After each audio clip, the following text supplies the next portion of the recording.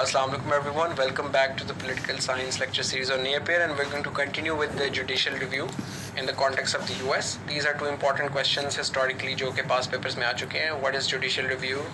Discuss its impact on US decision making process. Examine the role of Supreme Court in the evolution of the American Constitution. तो हम इनको इसके context में इनको discuss करते हैं. हमने last time पढ़ा था कि judicial review क्या है, ये हम पहले कर चुके हैं. अब डिसीजन मेकिंग जब ये बात आती है कि discuss its impact on US decision making process judicial review ने कैसे किया, तो उसमें पहले डिफाइन करना ज़रूरी है डिसीजन मेकिंग क्या है. Decision making is the process of making important decisions. The president, Congress, political parties, interest group, federal and state courts, all of these entities interact to make political decisions in the US. Since various branches work on the principle of checks and balances, any changes in the powers of one organ affect the overall interaction of all other organs. This in turn affects the decision making, which is the interaction of all these organs. क्योंकि decision making in सब organs के interaction से निकल रही है कि ultimately क्या policies पास होती हैं, लोगों पे उनका इम्पैक्ट, इन लोग की पावर्स ये लोग कैसे एक्सरसाइज करते हैं उससे डिटर्मिन होता है. तो ऑटोमेटिकली अगर जुडिशियल रिव्यू एक्सरसाइज करती है तो डिसीजन मेकिंग पे इम्पैक्ट करती है. कैसे करती है, शुरू कहाँ से हुआ, ये हम अभी देखेंगे. ये भी हमने लास्ट टाइम देखा था. Expansion in the judicial power. Judicial review ने बेसिकली डिसीजन मेकिंग को इस तरह इम्पैक्ट किया कि सबसे पहले तो उसने जुडिशरी की पावर को इन्हांस किया. तो ये शुरू किस तरह हुआ कि मैरबरी वर्सेस मैडिसन में जुडिशियल रिव्यू की पावर सबसे पहले established हुई. It enabled the Supreme Court to become the guardian of the Constitution, and ever since judicial review has been used very frequently. By 1937, as an empirical evidence, the Supreme Court had declared ultra vires, which means null and void, without legal effect, some 70 federal laws and 300 state laws. इतने ज़्यादा decisions को parliament के court invalidate कर चुकी थी. तो काफ़ी judiciary की पावर इस तरीके से इन्हांस की है. बट ऑटोमेटिकली मीन्स के डिसीजन मेकिंग इम्पैक्ट हो रही है. मतलब उसको हम पॉजिटिव और नेगेटिव वैल्यू जजमेंट में नहीं जा रहे, मगर मतलब उसके अंदर एक इम्पॉर्टेंट रोल जुडिशियल रिव्यू का है. This a quotation that you can write at this topic. इसी तरह जिस तरह जुडिशियल रिव्यू ने यहाँ सुप्रीम कोर्ट की इंटरप्रिटेशन है, क्योंकि हमने ये भी इन दोनों का तकरीबन एक ही किस्म का नुआंसेस होंगी कि role of supreme court in the evolution of American constitution. तो वो इवोल्यूशन ऑफ कॉन्स्टिट्यूशन किस तरह सुप्रीम कोर्ट करती है, इंटरप्रिटेशन के ज़रिए ही. जुडिशियल रिव्यू को एक्सरसाइज करते ही उसकी इवोल्यूशन करेगी, उसकी इंटरप्रिटेशन करते हुए ही constitution, what does the constitution mean now, वो सुप्रीम कोर्ट अपने जुडिशियल रिव्यू के प्रोसेस से डिटर्मिन करेगी. तो जैसे उसने जुडिशियल रिव्यू ने के ज़रिए जुडिशियल ने अपनी पावर्स को इन्हांस किया, उसी तरह उसने एग्जीक्यूटिव की पावर्स को भी काफ़ी इन्हांस किया है. जैसे कि हमने डिस्कस किया था कि बहुत ज़्यादा पावर्स प्रेसिडेंट के पास पहले से मौजूद नहीं थी, कॉन्स्टिट्यूशन ने ओरिजिनली इन्विजिज नहीं की थी, मगर उन पर कॉन्स्टिट्यूशन साइलेंट था या क्लियर नहीं था. तो कांग्रेस ने over the course of time या जुडिशरी ने over the course of time वो पावर्स प्रेसिडेंट के पास दे दी. तो बेसिकली ये जुडिशियल रिव्यू के ज़रिए हुआ. This is called the doctrine of implied powers. Doctrine of implied powers is basically कि फॉर इंस्टेंस मुझे ज़िम्मेदारी देती है कि इस मोहल्ले की सफाई करवाओ, मगर मुझे कोई ये मैं तब तक मोहल्ले की सफाई नहीं करवा सकता जब तक मुझे लोगों को सज़ा देने की पावर नहीं है कि अगर वो गंद फैलाते हैं. तो if I am given the responsibility to do something, I must also have the power to exercise the means to enforce that. The doctrine of implied powers इसीलिए है कि these are the powers which are not directly delegated to the executive by constitution, but which are considered necessary and proper to execute the powers which are directly conferred by the constitution. तो जो जिम्मेदारी आपको दी गई उसको execute करने के लिए जो पावर्स करने हैं उन्हें इम्प्लाइड पावर्स कहते हैं, और सुप्रीम कोर्ट ने इनको अपहोल्ड किया है.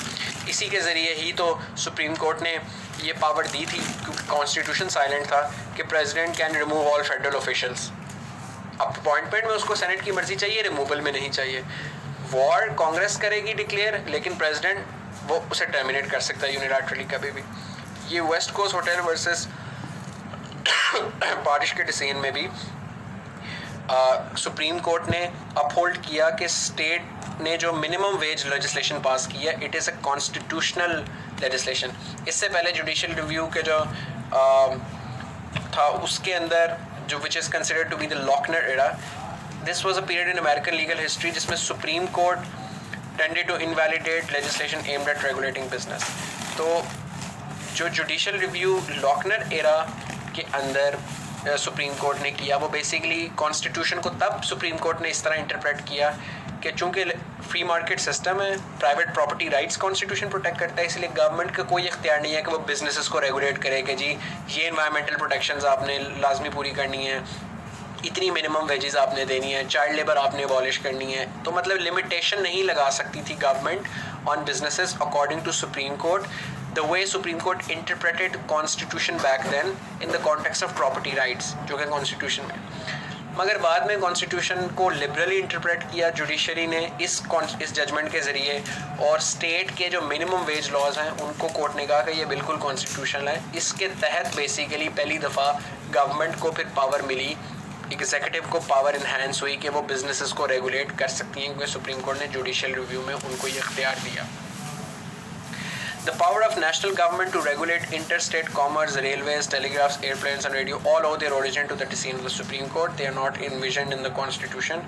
It enhanced the federal character of Constitution.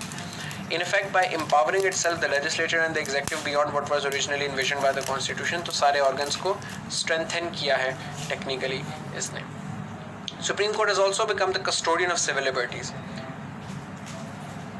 It is important to note that Supreme Court decisions have shaped the social reality of the American society. कि social चीज़ें या legal जो legislative चीज़ पूरी चीज़ों को predate किया है किस तरीके से American judiciary ने, यानी कि तब तक अमेरिका के अंदर डिस्क्रिमिनेशन अफ्रीकन अमेरिकन के साथ होती रही जब तक सुप्रीम कोर्ट ने टॉलरेट किया। जब तक सुप्रीम कोर्ट ने जुडिशल रिव्यू डिफरेंट केसेस के अंदर ये अपहोल्ड किया कि डिस्क्रिमिनेशन इज़ लीगल, तब तक डिस्क्रिमिनेशन कंटिन्यू रही। जब सुप्रीम कोर्ट ने कॉन्स्टिट्यूशन की इंटरप्रिटेशन ज़रा लिबरली की और जुडिशल रिव्यू डिफरेंट तरीके से किया कि नहीं ये कॉन्स्टिट्यूशन नहीं है, तब फिर उसको अबॉलिश कर दिया गया। Discrimination of African Americans sustained as long as the Scottish tolerated it, it ended as soon as the Supreme Court outlawed it. So for instance, Dred Scott versus Sanford decision में Supreme Court ने itself ये decision दिया कि blacks जो हैं उनको citizenship नहीं मिल सकती, even the freed blacks जो कि पहले slaves थे बाद में free women, citizenship नहीं मिल सकती। In Plessy versus Ferguson supreme Court ने अलाउ किया कि जुडिशली सेग्रीगेटेड अकोमोडेशन और फैसिलिटीज़ हैं कि ये कालों के बैठने की जगह बस में, ये गोरों के बैठने की जगह, ये कालों के खाने की जगह और पीने की ये गोरों के। सुप्रीम कोर्ट ने इसे अपहोल्ड किया कि ये कॉन्स्टिट्यूशनली इसी तरह होना चाहिए। लेकिन जब सुप्रीम कोर्ट ने अपना नुक्ता नज़र बदला और जुडिशल रिव्यू लिबरली किया तो ये सारी चीज़ें ख़त्म हो गई। Similarly the former barriers of discrimination were lifted following the liberal court rulings. Brown versus board of education में बेसिकली पब्लिक स्कूल्स की जो सेग्रीगेशन थी वही जो सुप्रीम कोर्ट ने पहले अपहोल्ड की थी वो ख़त्म कर दी गई। लिविंग वर्सेस वर्जीनिया के अंदर स्टेट लॉज जो कि इंटर रेशल मैरिजेस अलाउ नहीं करते थे, रजिस्टर नहीं करते थे कि ब्लैक और वाइट अगर आपस में शादी करते थे तो उसको लीगली रिकग्नाइज नहीं करते थे, तो सुप्रीम कोर्ट ने जुडिशियल रिव्यू में फैसला दिया कि ये अनकॉन्स्टिट्यूशनल है। तो कैसे सुप्रीम कोर्ट ने जिस तरह इंटरप्रेट करता रहा है कॉन्स्टिट्यूशन को, उसने कॉन्स्टिट्यूशन की इंटरप्रिटेशन को इवॉल्व किया है। जुडिशियल रिव्यू ने इस तरीके से यूएस की डिसीजन मेकिंग पॉलिसी इस चीज़ को इम्पैक्ट किया है। I hope you are able to connect the dots. आखिरी चीज़ है इसके अंदर constitutional interpretation and judicial philosophies. Judicial review का जो पूरा प्रोसेस है आप देखेंगे, आप खुद भी सोच रहे होंगे for those who do not have any law background के जुडिशरी कभी जुडिशियल रिव्यू कंजर्वेटिव तरीके से कर लेती है, कभी प्रोग्रेसिव तरीके से कर लेती है। तो ये क्या माजरा है? ये आपका सवाल बिल्कुल जायज़ है क्योंकि जो जुडिशियल रिव्यू का प्रोसेस है वो कॉन्स्टिट्यूशनल इंटरप्रिटेशन पर डिपेंड करता है। जुडिशियल रिव्यू इन्वॉल्व्स कि आप कॉन्स्टिट्यूशन को किसी तरह इंटरप्रेट करें कि ये लॉ क्या कह रहा है, उसकी इंटरप्रिटेशन रिक्वायर्ड है, जिसकी वजह से मुख्तलिफ जुडिशियल और लीगल फ़िलासफ़ीज़ इमर्ज किए हैं कि ये तरीका है इंटरप्रिटेशन का या ये तरीका है इंटरप्रिटेशन का।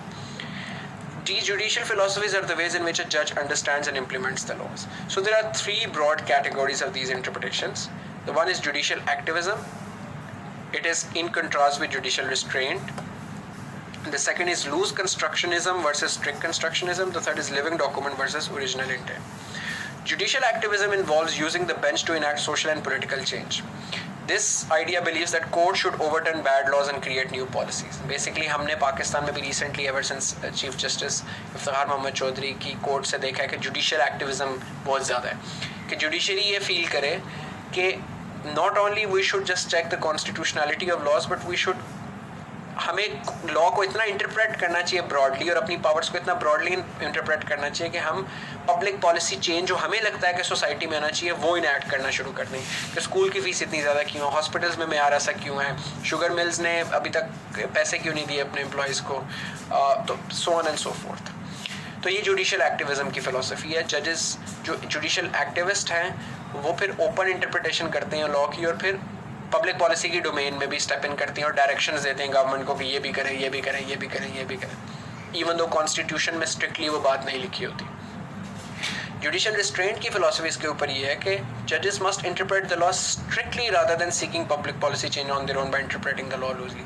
कि जो कॉन्स्टिट्यूशन ने स्पेसिफिकली पावर दिया है कोर्ट को कि वो करे, वो सिर्फ कोर्ट का काम सिर्फ वही करना है, उसको वो लूजली इंटरप्रेट नहीं कर सकते। The second, which again relates to this, is loose constructionism and strict constructionism. Loose constructionism believes that courts should read the constitution expansively, which means कि liberal interpretation होनी चाहिए, and should not limit themselves to what is explicitly stated. Strict constructionists believe that courts should interpret the constitution literally and only follow what is explicitly stated. तो ये जो strict कंस्ट्रक्शनिस्ट्स हैं automatically वो judicial restraint में believe करेंगे क्योंकि वो strictly उसको फॉलो करेंगे। लूज कंस्ट्रक्शनिस्ट बेसिकली एक्टिविस्ट्स होंगे। Then there is this philosophy of living document and original intent. Living document is the philosophy that constitution must grow and adapt to new circumstances, which again of course is through liberal interpretation of the constitution. कि constitution एक evolving, continuously evolving document है, तो आपने उस हिसाब से उसको देखना है।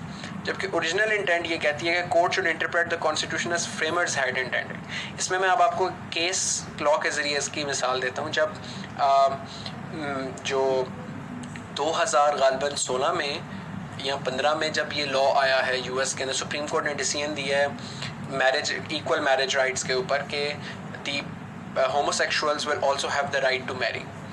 जो लोग लिविंग डॉक्यूमेंट, लूज कंस्ट्रक्शनिस्ट और जुडिशली एक्टिविस्ट फिलॉसफी में बिलीव रखते थे, वो कहते थे कि कॉन्स्टिट्यूशन ने जब राइट टू मैरिज दिया है और राइट टू मैरिज के साथ साथ दो कंसेंटिंग एडल्ट्स हैं और वो एडल्टहुड को पहुंच चुके हैं और उनके प्राइवेसी राइट्स हैं, तो स्टेट को एक्सेप्ट करना चाहिए। मैंने बड़ी एक्सपेंसिव सी डेफिनेशन की। जो जजेस समझते थे original intent, because it was a 5-4 decision, तो द 4 जजेस who were in minority who were original intent, strict constructionists and judicial restraint, the most famous one of them being Justice Scalia, they were of the view that जब framers ने constitution device किया था और marriage का right दिया था, तो उन्होंने होमोसेक्सुअल्स को ये राइट सोच के नहीं दिया था। दी कॉन्स्टिट्यूशन ओरिजिनली जो डॉक्यूमेंट में था, जो ओरिजिनल इंटेंट थी फ्रेमर्स की, वो ये नहीं थी कि गेज को राइट हो शादी का। उनकी इंटेंट हेट्रोसेक्सुअल कपल्स की थी, इसीलिए ये राइट नहीं दिया जा सकता। So I think this clarified you कि ये इंटरप्रिटेशंस किस तरीके से वेरी कर सकती हैं। जुडिशल एक्टिविज़म की एग्जांपल की बात करें तो जो brown versus board of education है 1954 में, that prohibited racial segregation of public school. Loving versus Virginia में state laws prohibited interracial marriages are unconstitutional, therefore allowing interracial marriage. Roe versus Wade में again बेसिकली आप ये देखें कि question था abortion के ऊपर। टेक्सास में अबॉर्शन पे पाबंदी थी ख़वातीन के कि वो अबॉर्शन नहीं करवा सकती थी। सुप्रीम कोर्ट ने रो वर्सेस वेड में judicial activist loose constructionism living document के तौर पर इंटरप्रेट किया कॉन्स्टिट्यूशन को, बिकॉज दे सेड कि कॉन्स्टिट्यूशन कहता है कि राइट टू प्रिवेसी है, तो right to privacy also extend women the right to do whatever she wants to do with her body, because that's her right to privacy. Hence a women's liberty to choose to have an abortion without excessive restriction is part of her privacy rights. Citizens United versus Federal Election Commission also a very important case in the context of judicial activism and loose constructionism. Basically US में lobby groups exist करते हैं और businessmen, big businesses spend a lot of money on the campaign of politicians. और जैसे कहा जाता है कि जो ऑयल कंपनीज़ हैं, फॉसिल फ्यूल इंडस्ट्रीज़ हैं, नेशनल राइफल एसोसिएशन बहुत ज़्यादा पैसा देती है, कैंपेन्स पे खर्चती है on both Democrats and Republicans. More on Democrats की कैंपेन्स जो भी सेनेटर्स या रिप्रेजेंटेटिव्स होते हैं, लेकिन रिपब्लिकन्स डेमोक्रेट्स पे भी करते हैं। So now the idea is कि चूँकि वो इतना पैसा स्पेंड करते हैं उनकी पॉलिटिकल कैंपेन्स में, then when they go to parliament, Congress, they make legislation which are favorable to those businessmen. which are favorable to those donors, जिसकी वजह से गन कंट्रोल लॉज यूएस में स्ट्रिक्ट तौर पे एग्जिस्ट नहीं करते इतने अच्छे, बिकॉज नेशनल राइफल एसोसिएशन ने हर एक को इतना पैसा स्पेंड किया है पॉलिटिशियंस की कैंपेन में that they don't have the spine और the legitimacy to legislate against National Rifle Association. तो इसलिए बेसिकली इसके खिलाफ केस किया, because obviously there is a problem with this means that Congress is no longer reflective of the popular interest, but it reflects the interest of the popular of big businesses के moneyed elite की. It's also called the elite capture और of the मनीड elite, the elite capture of politics. ये पूरी political science के अंदर एक पूरी systematic study है इसके ऊपर. तो इस रिजेंटमेंट के अगेंस्ट बेसिकली सिटीजन्स यूनाइटेड एक ऑर्गेनाइजेशन थी जिसने केस किया फेडरल इलेक्शन कमीशन के अगेंस्ट सुप्रीम कोर्ट में कि कॉर्पोरेट स्पेंडिंग, ये जो बिग बिजनेसेस और कॉर्पोरेशंस पब्लिक पॉलिटिशियंस की कैंपेन से स्पेंडिंग करती हैं, इसमें एक लिमिटेशन होनी चाहिए. There should be some congressionally enacted limitation, यानी कांग्रेस को कोई लिमिटेशन इसके ऊपर लगानी चाहिए कि वो इससे ज़्यादा स्पेंड नहीं कर सकते, ताकि politician do not become a hostage, क्योंकि जब लिमिट लग जाएगी तो they would not become hostage to these big businesses. मगर सुप्रीम कोर्ट ने लूजली इंटरप्रेट किया उसको. उसने कहा नहीं, spending money of a businessman spending या a corporate spending on the political campaign और a politicians campaign is his और हर फ्रीडम ऑफ एक्सप्रेशन. उस कंपनी की, उस बिग बिजनेस की वो फ्रीडम ऑफ एक्सप्रेशन है, और चूँकि free speech is protected in first amendment, तो कोई लिमिटेशन नहीं लगाई जा सकती कि कोई लॉबी ग्रुप या कोई बिजनेस या कोई कॉर्पोरेट सेक्टर कितने स्पेंडिंग करता है किसी पॉलिटिशियन की कैंपेन के ऊपर. तो यू कैन सी के judicial activism has been both positive and negative. Examples of activists and restraint courts, the Warren Court of 1953 to 69, Chief Justice Warren के अंदर was a champion of judicial activism, loose constructionism, while the Rehnquist Court from 1986 to 2005 was the champion of judicial restraint. यानी generally फैसले इस context में आते थे. Example of activists and restraint courts का क्या impact रहा है, बहुत positive and negative थोड़ा सा, कि इनका क्या फ़ायदा रहा है American Constitution को. तो ये आप एक दफ़ा go through कर लें कि it's more rhetorical कि किस तरीके से सिविल लिबर्टीज़ इन्हांस हुई हैं, अंडर प्रिविलेज के राइज इन्हांस हुए हैं, फेडरल पावर्स इन्हांस हुई हैं, चेक्स एंड बैलेंसेस ज़्यादा बेहतर हुए हैं, लेकिन वुमेन राइट्स भी रिस्ट्रिक्ट हुए हैं इसकी वजह से, प्रिवेसी राइट्स की बड़ी नैरो इंटरप्रिटेशन हुई है इसके ज़रिए. ये मोनरो की बड़ी फेमस कोटेशन है that one might almost say that constitution undergoes some change every Monday when the Supreme Court hands down decisions. Then आपने इस पर क्रिटिक करनी है कि ये जुडिशल रिव्यू की पावर जो यूएस में एग्जिस्ट करती है इतनी, उसके ऊपर. तो द क्रिटिक इज़ के power of judicial review is undemocratic, because popular legislature को ये डीमोरलाइज कर देते हो आप कांग्रेस को, बिकॉज टेक्निकली सुप्रीम कोर्ट फिर किसी को भी अनकॉन्स्टिट्यूशनल डिक्लेयर कर सकती है. जजेस wield powers greater than public representatives. तो लास्की ने इसके ऊपर कहा था the supreme court has assumed the power of a super legislature. Legislator से ऊपर एक बन गई हुई है चीज़. There are certain procedural limitations of judicial decision making. देखें, no total judges हैं, यानी 5 out of 4, आपको 5 judges चाहिए majority में. Let's say कि 4 judges का फैसला एक तरफ है और 4 judges का फैसला एक तरफ है, पीछे बचा एक बंदा. Now that one person holds veto power. One judge can stand against the will of the people and popularly elected legislature and his will prevails. तो एक procedural flaw है कि किस तरीके से हम 9 लोगों को ये पावर दे रहे हो और उसके बीच में भी फिर जब अगर डिसग्रीमेंट आया, इवन में डिवाइड हो गया, तो एक बंदे के पास पावर आ जाएगी. To illustrate the point that this again is something that is procedurally not correct. Then it acts like a judicial veto. The Supreme Court can declare a law as invalid if it does not appeal to the sense and reason and law of the judges, even if it does not expressly violates a certain provision of the Constitution. अगर supreme court को लगता है कि constitution की जो मेरी interpretation है उसको ये लॉ वायलेट करता है, तो supreme court can declare it unconstitutional, even though कि शायद वो डायरेक्टली अनकॉन्स्टिट्यूशनल चीज़ ना हो. जैसे कि फेडरल इलेक्शन कमीशन का जो हमने डिसीजन देखा था, ये कोई डायरेक्टली अनकॉन्स्टिट्यूशनल नहीं था. कॉर्पोरेट स्पेंडिंग वगैरह ये वो चीज़ों पे बात ही नहीं थी वही कॉन्स्टिट्यूशन में, लेकिन सुप्रीम कोर्ट को लगता था कि ये कॉन्स्टिट्यूशन को वायलेट करता है, उनकी सेंस ऑफ लॉ रीज़न को अपील नहीं करता था. Then this acts as a veto on the representatives of the people, and it leads to politicization and conservatism as well. Supreme Court has zealously protected property rights to the extent that it has been considered by some as a citadel of vested interest and not bastion of popular liberties. Again, a rhetoric. Historically, Supreme Court has declared laws regarding income tax, minimum wage, and limited hours of work unconstitutional and upheld restraints upon women's rights. तो इन चीज़ों की वजह से basically इस पे ये critique है. I hope this helped. I'll see you guys next time.